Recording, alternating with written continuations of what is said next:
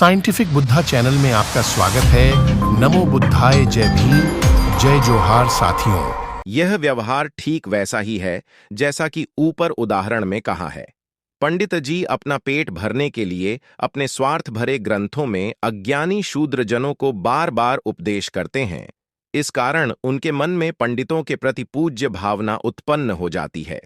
परिणाम यह होता है कि श्रद्धा सम्मान के जो भाव केवल ईश्वर के प्रति ही उचित है, वह सम्मान और श्रद्धा ब्राह्मणों ने विवश बनाकर अपने प्रति अर्पित करा ली है। यह अन्याय कुछ छोटा या कम नहीं है। ब्राह्मणों को ईश्वर के सम्मुख इस अन्याय का उत्तर देना ही होगा। उनके उपदेशों की छाप बहुत से अज्ञानी शूद्र जनों के मन में गहरी बैठ गई है, इतनी गहरी कि जिन दुष्ट लोगों ने उन्हें अमेरिका के गुलामों के समान गुलाम बनाया है, उन दुष्ट लोगों से मुक्त करा के जो लोग उन्हें स्वतंत्रता दिलाने के लिए संघर्ष कर रहे हैं, कुछ अज्ञानी शूद्रजन उन लोगों के विरुद्ध कमर कसकर उनसे ही लड़ने की ठान बैठे हैं। यह बहुत ही विचित्र अवस्था है कि जो उन पर उपकार कर रहे हैं, उन्हें ही यह लोग कहते हैं, हम पर उपकार ना करो, हम अब जैसे हैं वैसे ही ठीक हैं। ऐसा कहकर यह लोग उन उपकारकर्ताओं से ही झगड़ा करते हैं। अच्छा, यह बात भी नहीं कि उन्हें दासता से मुक्ति दिलाने वालों का उस मुक्ति कार्य से कोई स्वार्थ पूरा होता हो।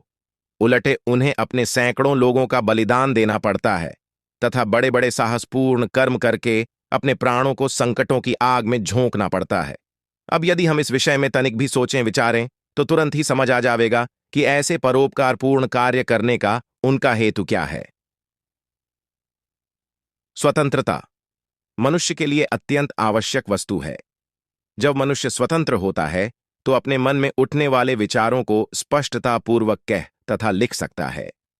यदि वह स्वतंत्र न हो तो वे विचार चाहे कितने ही जनहितकारी क्यों न हो, महत्वपूर्ण क्यों न हो, तथापि मनुष्य उन्हें दूसरों पर प्रकट नहीं कर सकता। और जब ऐसा होता है तो वे विचार मन ही में विलीन हो जाते हैं। इसी प्रकार जब मनुष्य स्वतंत्र होता है तो वह समस्त जगत के नियामक तथा सर्वसाक्षी परमेश्वर द्वारा सर्वसामान्य जनों को प्रदत्त अधिकारों को केवल अपना ही स्वार्थ साधन वाले और दूसरों के अधिकार दबा रखने वाले ढोंगी लोगों से छीने बिना कदापि पीछे न हटेगा। और जब हर किसी को उसका अधिकार मिल जाएगा, तभी उस उपकारी मनुष्य को वास्तव में सुख प्राप्त होगा। प्राणों को दांव पर लगाने वाला तथा विघ्नों संकटों से परिपूरित यह कार्य करने का उनका हेतु क्या है? यही कि दुखी पीड़ित जनों को स्वतंत्रता दिलाई जाए, उन्हें आतताई के अत्याचार से मुक्त करा, उन्हें सुखी बनाया जाए।